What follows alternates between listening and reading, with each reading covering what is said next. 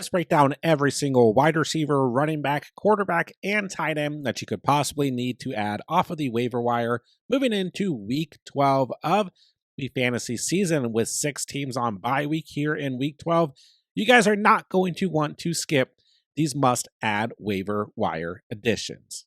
And before we do so, let me remind you guys that Underdog is the place you want to be if you want to get in on additional fantasy football action all season long. Their Week 12 NFL Pick'ems are already going live, and all of their Pick'ems for Monday Night Football are live as well. Underdog is giving all new users who sign up with promo code THECATCH, that link is down below, a free NFL Pick'em to use towards Week 12's action or towards Monday Night Football. And on top of that, all new users on Underdog who sign up with promo code THECATCH are also going to receive a 50% deposit match up to $1,000. So that's a free NFL Pick'em for the week and up to $1,000 in bonus cash on Underdog when you sign up with promo code THECATCH. All right, let's kick the video off with Jerry Jeudy of the Cleveland Browns, coming off of his best fantasy performance of the entire season in Week 11 against the Saints. 11 targets, 6 catches, 142 receiving yards, and a touchdown for 26.2 fantasy points. Double-digit performances in each of Jeudy's last 3 games. A little bit of a tough stretch coming up for the Browns wide receivers. In Week 12, they get the Pittsburgh Steelers, then the Denver Broncos, and the Steelers again, then Kansas City Chiefs, then the Bengals, then the Dolphins to wrap up the fantasy season. So this is a tough remaining strength of schedule for the Browns. And while we have seen the Browns throwing the football quite a bit more, or just in general, I suppose, with more efficiency, so to speak, with Jameis Winston at the quarterback position compared to Deshaun Watson, this is probably going to be the heartbeat of what the Browns do moving forward, is throwing the football. So I think there's going to be plenty of volume for Jerry Jeudy, even with Elijah Moore, having his own volume, and then Cedric Tillman, who didn't have the best week, but in recent weeks has had plenty of volume. I mean, breakdown Week 11, we still saw 8 targets to Cedric Tillman, 8 to Elijah Moore, and then 11, like we said, to Jerry Jeudy. So there's still plenty of volume going around to all of the Browns wide receivers. But Jeudy coming off of this performance with 26 fantasy points, he does sit at 67% rostered, a little bit higher rostered overall than the other wide receivers we'll talk about today.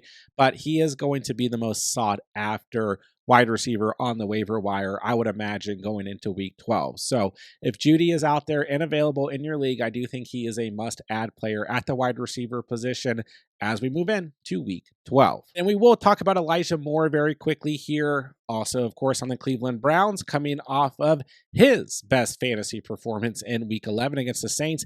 8 targets, 6 receptions, 66 receiving yards, a touchdown, and 18.6 fantasy points. So once again, we're just really breaking down the stat line, showing that he had 18 fantasy points, his best mark on the season.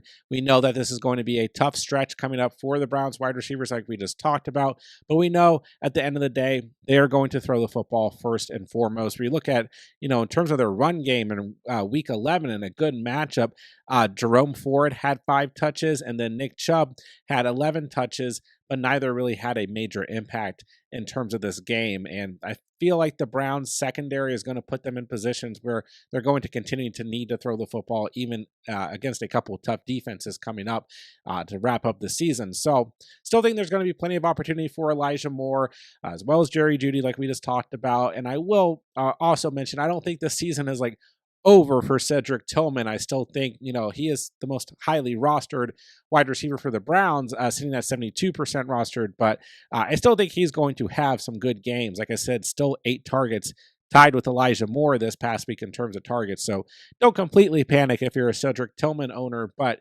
Jerry Jeudy, Elijah Moore are going to be more likely as waiver wire additions, sitting at their current roster percentages as we move in to Week 12. Sticking with that same matchup, I'm going to briefly mention Marquez Valdes-Scantling, sitting at 35% rostered. He is on bye week in Week 12, so especially with all the bye weeks we have in Week 12, you may not be able to add MVS going into the week because you might not have that free roster spot. But we saw another solid performance in Week 11 out of MVS off of low volume. This is a player we talked about in Saturday's video in terms of a last-minute waiver wire addition that could get you guys some points, and he did that. 16.7 fantasy points, 4 targets, 2 catches, 87 receiving yards, and a touchdown. after having 25.9 fantasy points in week 10 against the Atlanta Falcons. But what we do want to look at is if you have the room to add MVS, he's got a pretty good strength of schedule coming out of the bye against the Rams and the Giants before he faces Washington, Green Bay, and the Raiders to wrap up the season. So, I mean, we break it down here. Yeah, Taysom Hill is apparently the heartbeat of this offense. And of course, Alvin Kamara is still going to have his involvement. But when we look at the other wide receivers on this team, I mean, there's just nothing. There's nothing. There is a chance that Chris Olave comes back at some point and maybe spoils this, but I don't know if Olave is going to play again this season. But Cedric Wilson, Dante Pettis, Mason Tipton, I mean, there's just nothing whatsoever here. Kevin Austin was the next leading wide receiver. Have you ever heard of Kevin Austin? I don't quite think so. And he had one catch this past week. Dante Pettis also had one catch, I guess, for what it's worth. But overall, I mean, this Saints wide receivers room is completely decimated. They're winning some football games here, so we'll see how it looks after the bye week, but two strong matchups in terms of the wide receiver position against the Rams and the Giants fresh out of the bye week. So MVS, a good stash for now. We'll see if Olave ends up coming back this season, but until then, I think this is the only Saints wide receiver worth rostering from a fantasy perspective moving forward. Except I want to talk about Nick Westbrook-Ikhine, who this is a player we have talked about in recent weeks. I even got a comment making fun of me for talking about Nick Westbrook-Ikhine. Like, nobody's ever going to add this guy. Well, he's had double digits in 3 of his last 4 performances. He's had a touchdown in every game since week 6.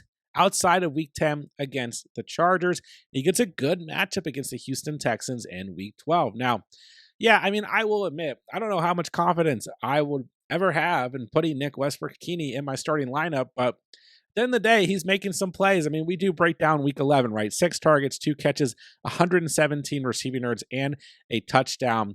But he had a 98-yard receiving touchdown. Like, obviously, the volume's not great here. This isn't going to happen every single week. But he had 19.7 fantasy points in week 11, so it's hard to ignore that.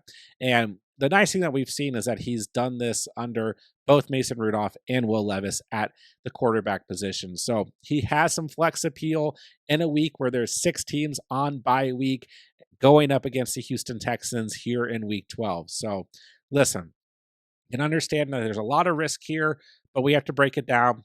A touchdown in every game since week 6, except for 1, double digits in 3 of his last 4 starts. There is some flex appeal here. If you're struggling at the wide receiver position or at the flex position, here in week 12, Westbrook-Ikhine sits at just 7% rostered. It might be able to get you through here in week 12. Next up, I want to mention Christian Watson of the Green Bay Packers. You remember him? Well, he did Christian Watson things this past week. 4 targets, 4 catches, 150 receiving yards, and 19 fantasy points. So we know that there's going to be volatility with the Packers wide receivers, but he at least presents some upside on a weekly basis. Should be a nice little matchup at home against the San Francisco 49ers in week 12, coming off of a loss to the Seahawks, and you got the Packers coming off a very thin win against the Bears. And I mean, you got Romeo Doubs sitting at 66% rostered. Dontavion Wicks sits at 25% rostered. He's had 0 catches in the past 2 weeks. And obviously, you're not going to be able to pick up Jaden Reed. He is still, in my opinion, from a fantasy perspective, the wide receiver that you want to start on the Packers. But you're basically stuck between maybe being able to add Doubs and then having the best shot overall in terms of a wide receiver to add and adding Christian Watson. So if he's out there and available, volatility, risk, all that stuff is present here, but he definitely has flex appeal going into a competitive game script in a competitive matchup against the San Francisco 49ers in week 12, had a productive outing in week 11. So if you're desperate, you need a flex option. I think Christian Watson could be that guy here in week 12. All right, last wide receiver I want to mention is Wan'Dale Robinson of the New York Giants. He was on bye week in week 11. He does sit at 64% rostered, so a little bit higher rostered overall. But in week 12, he gets the Tampa Bay Buccaneers, a secondary that's been getting absolutely shredded by the wide receiver position throughout the course of the season. This is a home game for the Giants. Don't quite know what we're going to get at the quarterback position. Don't know if it's going to be Daniel Jones or Drew Lock. We'll find out as the week progresses. But either way, Robinson, 10.1 fantasy points the last time we saw him play in week 10 8 targets, 5 catches, 51 receiving yards against the Carolina Panthers. He had that really nice stretch between weeks 1 and 6 where he either had double-digit fantasy points or a touchdown in every single game. Then kind of fell off a little bit between week 7 and week 9 and kind of some tougher matchups against the Eagles, Steelers, and Commanders. But this week, it's a good matchup against the Tampa Bay Buccaneers. Once again, a lot of bye weeks this week. Injuries are still out there. If you guys are dealing with those, you need somebody to throw in. And Robinson got dropped due to the bye week in week 11. I think he's a strong flex option here in week 12 who might be out there on the waiver wire as we get into the week. But another week where it's going to be rough in terms of running backs to add off of the waiver wire. But let's go ahead and take a look at Amir Abdullah of the Las Vegas Raiders, who, listen, this is not like a player that I'm going to drop a significant player for, be running to grab off the waiver wire, but Zamir White, Alexander Madison, both a little bit banged up in week 11. There's a chance that both of them missed week 12 and both of them struggled on the ground in week 11 against the Miami Dolphins as well. So there is a possibility that in week 12, Abdullah ends up being the lead back for the Las Vegas Raiders. And I would say mainly not because of any struggles by Madison or White, but because of the injuries that Madison and White are dealing with that could end up leaving them out in week 12. Now, not a great matchup against the Denver Broncos in week 12, but if Abdullah goes into the week as the RB1 for the Raiders, he will present some sort of fantasy value. So this is a desperation play. That's it. He sits at 0% rostered as he's the RB3 on this depth chart. But if you end up being absolutely desperate and Madison and White are out this week, then Abdullah could pay off as a waiver wire addition going into week 12. It is worth noting he had a double-digit performance in week 11 against the Dolphins with 10.7 fantasy points, but that was mainly because of his work through the air, 3 targets, 3 catches, 16 receiving yards, and a receiving touchdown. He had just 1 run for 1 yard. So, yeah, he did this all through the air. Nonetheless, if he ends up being the lead back here in week 12, he's worth an addition. Upside is not very high here, but if you find yourself in a desperate situation, Abdullah might help you get through the week here in week 12. All right, and like I said, it's not a great week in terms of running backs to add. So just take a look. If you guys want to try and pick up a handcuff running back, here's a list of handcuff running backs. This isn't every handcuff running back you could possibly add. These are just some of my favorites currently, but there are other names worth mentioning. But it's just that point in the season, if a starting running back goes down, then the next man's going to be up. And these are some guys that are worth rostering if you have the room to roster them. Might be difficult, once again, with all the bye weeks here in week 12, but there's really not a whole lot out there. Worth noting, Cam Akers had a touchdown this past week.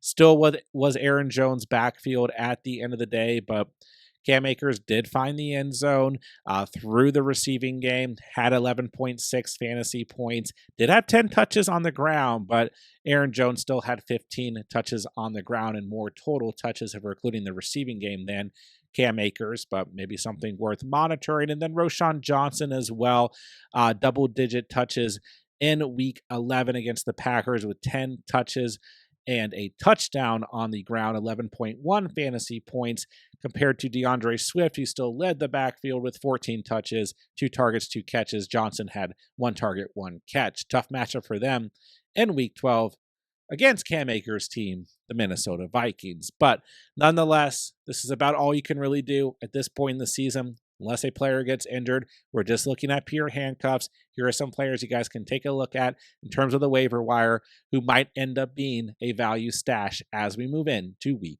12. Move along to the quarterback position, and let's talk about my guy, Bo Nix, who we have talked a lot about on the channel this season, dating back to like weeks 5 and 6. We did declare it was Bo Nix season, maybe a little bit too early, but maybe I'm back on my Bo Nix season train. Talked about him in the last minute waiver wire edition video. We talked about him in the stream options video this week, and Bo Nix came through against the Atlanta Falcons in a great matchup at home. 28.7 fantasy points, 28 of 33, 307 passing yards, 4 passing touchdowns. Didn't do a whole lot on the ground, but just didn't need to. The Broncos looked fantastic. Beat the Falcons 38-6. Bo Nix, a top 10 quarterback in fantasy football going into week 11. And depending on how things shake out in Sunday and Monday Night Football, which have not been played at the time of recording this, he might move up to like a top 6 or top 5 quarterback in fantasy so far on the season. Gets the Raiders in week 12, then the Browns in week 13 before a week 14 bye week. And I've said it all throughout the past week. I've said it all throughout the past month or so. Bo Nix should be rostered in a higher amount of fantasy leagues. And at this point, there's no disputing it. He sits at 58% rostered. Expect that number to shoot way up. He absolutely needs to be rostered, regardless of format. Bo Nix is a starting quarterback in fantasy football moving forward and could be a true league winner as we wrap up the season. If Bo Nix is out there, you need help at quarterback, or maybe you don't even need help at quarterback, he is a must-add waiver wire player as we move into week 12. Next up, let's talk about Anthony Richardson of the Indianapolis Colts, coming in at 43% rostered. Bounced back after being on the bench for 2 straight games. In week 11, 28 fantasy points, his best mark on the season. 20 of 30, 272 passing yards, and a passing touchdown. 32 rushing yards, 2 rushing touchdowns. No interceptions, did fumble twice and had 1 lost fumble, but ultimately a great bounce back game for Anthony Richardson, who is looking like he's going to be fantasy relevant again. We saw good outings out of Josh Downs as well as Alec Pierce. We saw pretty good involvement out of Michael Pittman. The offense looked pretty good overall, and ultimately they're able to beat the Jets on the road, even if it was by a slim margin. We saw a lot of good things in terms of Anthony Richardson's play, control the offense in this game. No, there was some shaky moments, especially early in the game, but ultimately this was a great performance for Richardson. Tough matchup in week 12 against the Detroit Lions at home, arguably the best team in all of football right now. But ultimately, that Lions defense has had some holes throughout the season. And I just think at the end of the day, coming off of a fantasy performance where we saw 28 fantasy points, 2 rushing touchdowns, maybe some of those vultured from Jonathan Taylor. Nonetheless, Richardson's going to have a high ceiling at points throughout the season. I have said this over the past couple of weeks. I don't think everything's over for Anthony Richardson through the course of this season or next season, and that definitely showed here in week 11. And I just don't think they're going to make another quarterback change, really, regardless what happens here. I think they're going to see what they have in Anthony Richardson as the season plays out. So he is worth rostering for that reason, especially in double quarterback superflex formats. But even in single quarterback formats, if you're looking for a little bit of upside, depending on what your situation at quarterback, Richardson at this point does deserve to be rostered. Gets the Lions this week, then the Patriots in week 13 before a week 14 bye. Then he'll get the Broncos, the Titans, and the Giants. So I can definitely see some of these games being very productive for Anthony Richardson. So if he's out there and available, sits at 43% rostered, he's definitely going to be an option moving into week 12. All right, let's break down a couple tight ends. We got some good ones. So let's start with Jonnu Smith of the Miami Dolphins. 28.1 fantasy points in week 11. We made some good calls in terms of streaming options at tight ends, but this is one that I admittedly missed going into week 11. 8 targets, 6 catches, 101 receiving yards, 2 receiving touchdowns. Big day for tight ends in that game, as Brock Bowers also had a huge game. But at this point, we've seen 6 or more fantasy points in every game since week 5 for Jonnu Smith. We've seen 9.6 or more fantasy points in every game except for 2 since week 5 for Jonnu Smith. He has a good role in this offense. Basically, outside of Tyreek Hill, I mean, he's the most involved pass catcher. I guess Devon Achane may be close, but overall, I mean, like, if you're looking at Jalen Waddle, we're getting more involvement out of Jonnu Smith at this point in the season. So they get the New England Patriots in week 12. This should be another good spot for Jonnu Smith. I don't know if I'm going to be like starting Jonnu Smith over a lot of tight ends out there. It's definitely going to depend, like, you know, if your tight ends on bye week or anything. I want to be careful kind of chasing points going into week 12 in terms of actually starting Jonnu Smith in week 12. It's going to depend on who else you own, but the production has been there.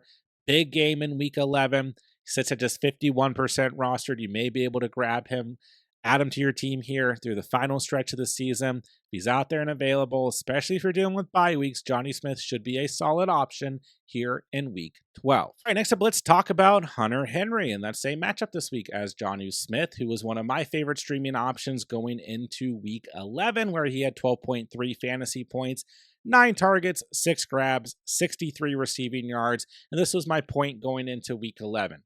Double-digit performances in every full game Drake May has played in since week 6, except for week 10 against the Chicago Bears, one of the best teams against the tight end position on the season. So Hunter Henry, the ceiling's not crazy high, but the double-digit performances are there. The floor is there for Hunter Henry. This is just another player that I think you should pick up. You should be able to play, especially in softer matchups. He gets the Dolphins in week 12, the Colts in week 13, and he is a true security blanket for Drake May at the quarterback position, who it's been pretty solid over the past couple weeks outside of that week 8 game that he didn't finish, then a bad performance against the Bears, who have been a pretty good defense, at least in terms of fantasy points allowed. But outside of that, Drake May has 17 or more fantasy points in every game since week 6. So he's also maybe a potential good streaming option. But Hunter Henry, a solid option going into week 12 and beyond. He sits just 44% rostered. I think he can continue to kind of produce at this rate, even if the ceiling's not crazy high. Those safe floor, double-digit type performances should be there for Hunter Henry as we get into week 12. So let's take a look at Zach Ertz of the Washington Commanders, coming in at 46% rostered. Big day in week 11, getting that garbage time touchdown.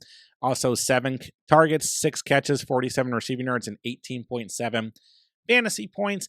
And now going into week 12, he gets a matchup against the Dallas Cowboys, who we know are one of the most embarrassing teams in the NFL. We'll see how Monday Night Football looks between the Cowboys and the Texans, because it obviously hasn't happened by the time this video is released. But nonetheless, at home, Commanders here in week 12, I think I like their odds against that Dallas Cowboys defense, especially coming off of 2 tough losses against the Steelers and the Eagles. So if Zach Ertz is out there and available going into week 11, he was a top 10 tight end in fantasy football, and that's obviously not going to change with the 18.7 fantasy points he just scored. So if Ertz is out there and available, I think he is a strong addition moving into week 12 and has a good matchup as well as we get into week 12. All right, and last but not least, we're not going to do this video without mentioning Taysom Hill, who sits at 48% rostered with a out-of-this-world performance in week 11. And of course, I was high on Taysom Hill going into week 10, then quieted down going into week 11. We still had him as a strong streaming option in the quarterback tight end video this past week.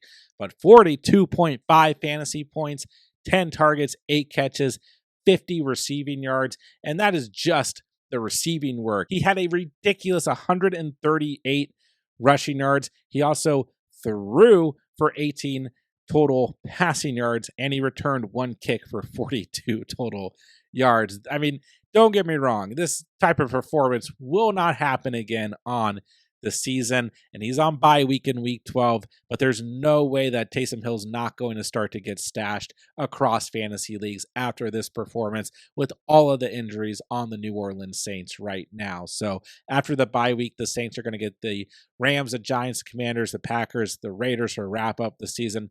Pretty decent strength of schedule there. So Taysom Hill, if you can afford to stash him with all the bye weeks here in week 6, in week 12, 6 teams on bye week, I think he's absolutely worth the stash. Once again, we're not going to see this type of performance again, but it's very difficult to ignore. So Taysom Hill's out there and you can afford to roster him. I absolutely think we should as we get into week 12. That'll do it for today's video. There are your week 12 must-add waiver wire additions. Don't forget, guys, I'll answer every single comment on this video, so if you guys need anything whatsoever. Moving into week 12 of the fantasy season, be sure to drop me a comment. I'll get back to you guys as soon as I can.